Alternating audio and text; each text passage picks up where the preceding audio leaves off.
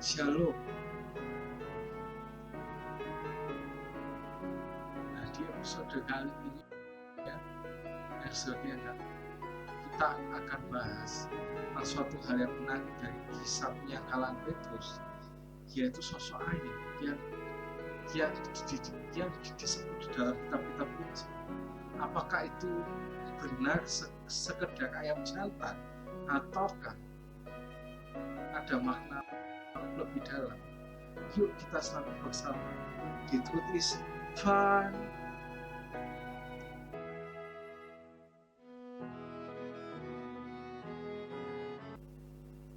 Nah, pertama-tama mari kita ingat konteksnya. Menurut Injil, terutama dalam pasal-pasal seperti Matius, Markus, Lukas, dan Yohanes, sebelum malam penangkapan Yesus, dia memperingatkan Petrus bahwa ia akan menyangkal,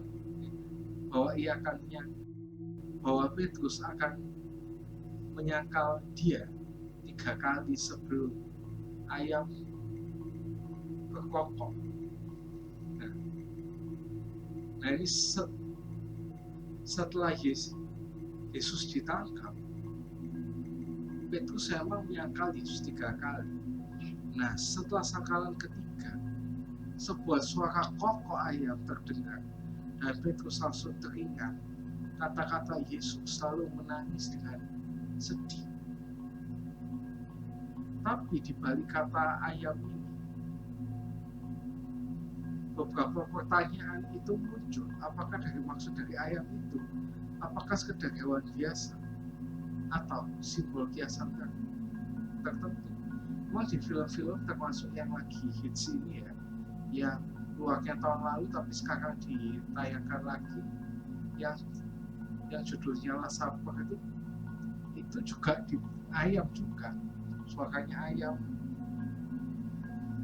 kokok gitu ya. Tapi apakah itu benar kayak gitu ya?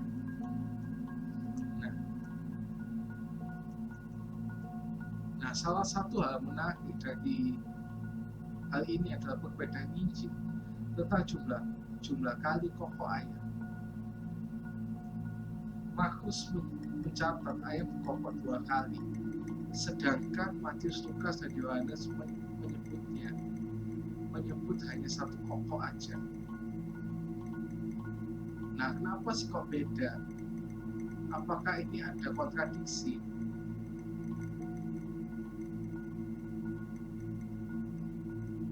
Ternyata banyak penafsir Alkitab lihatnya bukan sebagai kesalahan, tetapi sebagai tambahan detail. Markus memberi informasi lebih rinci, sedangkan Injil yang lain, di kitab Injil yang lain maksudnya, lebih fokus ke momen utama dan juga kultur kuno yang juga membantu menjelaskan pada zaman itu. Ayam itu bisa berkokok berapa kali dalam semalam. Jadi 2 kokok itu tidak aneh dalam konteks zaman itu. Nah, sekarang kita balik ke pertanyaan kita yang pertama. Apakah ayam itu benar-benar ayam? Ada teori bahwa ayam di sini itu bukan hewan sama sekali dan bukan juga hewan jadi-jadian. Nah, menurut Mark Stronitz yang menulis artikel Sometimes a Rooster is not a Rooster. Nah, dalam tradisi kuno ada istilah cock-crow atau kokok ayam yang tidak merujuk ke suara burung, melainkan suara sinyal trompet di bait suci. Ini dijelaskan dalam Mishnah. Mishnah ini adalah kompilasi dari lisan Yahudi yang disebutkan bahwa di pagi hari ada trompet yang dibunyikan di bait suci, seperti sustain bless, Wafil bless, dan satu lagi bernama sustain bless. Itu kedua kali ya, sustain bless, Wafil bless, dan yang terakhir itu sustain bless. Jadi sustain bless dua kali, Wafil bless itu sekali. Ini terjadi di waktu yang disebut dengan kokoh. Ini mengacu pada diri Yona 1:8 dan Suka 5:4.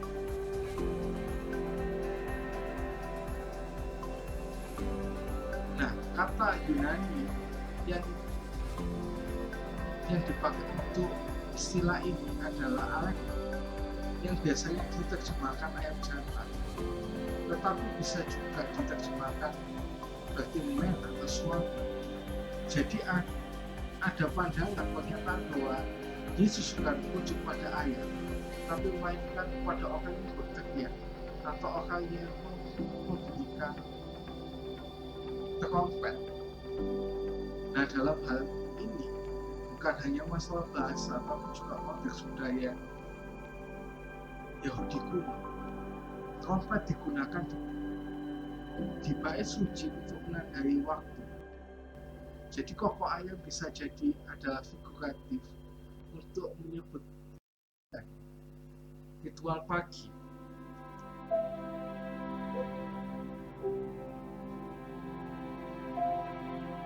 Nah, kalau benar-benar bukan ayam, bahwa ayam di sini bukan ayam, apa sih artinya? Buat kita yang pertama, yaitu profetis dan pengetahuan Yesus.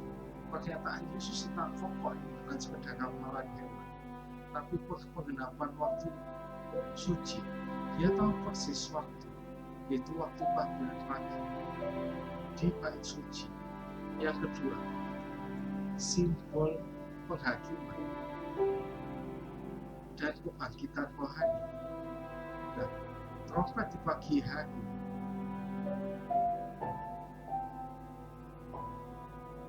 di bait Allah itu juga bisa melambangkan kebangkitan rohani.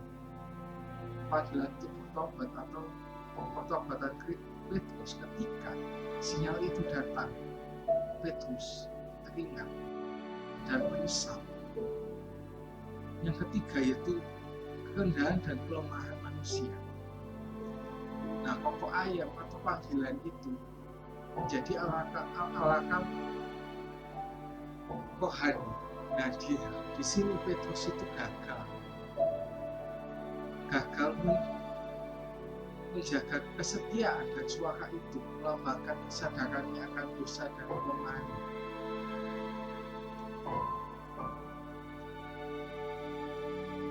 Nah, dalam tradisi Kristen, kokok ayam juga dibahas kewaspadaan atau panggilan untuk terjaga.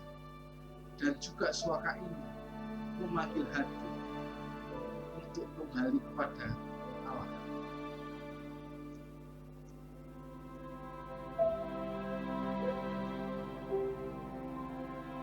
Nah, tentu saja teori ini itu gak bisa diterima oleh semua orang. Ada yang berpendapat bahwa alektor tetap berarti ayam jantan secara harfiah. Tapi terlepas dari interpretasi, inti dari kisah ini tetap jelas.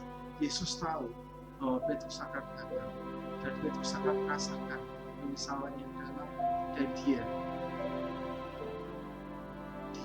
bertobat. Nah, jika kita memahami pokok ini sebagai panggilan suci, maka momen itu menjadi sangat simbolis. Jadi bukan hanya kegagalan Petrus, tapi juga panggilan akan pertobatan dan pokok mulia. Nah, kita sekarang juga bisa merenungkan dalam hidup kita. Apakah ada kokoh atau panggilan dari Tuhan yang menyadarkan kita akan kelemahan kita? Dan apakah kita respon dengan pertobatan?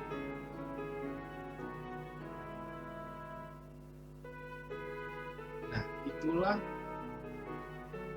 pembahasan kita tentang siapa sebenarnya ayam itu, sosok ayam itu, dan kisah penyangkalan Petrus. Kiranya video ini membuka perspektif baru dan menginspirasi kita untuk lebih peka terhadap simbol-simbol dalam Alkitab. Jangan lupa like, subscribe, dan share ke teman-temanmu supaya sebenarnya banyak orang yang terberkati dalam konten ini. See you and God bless you.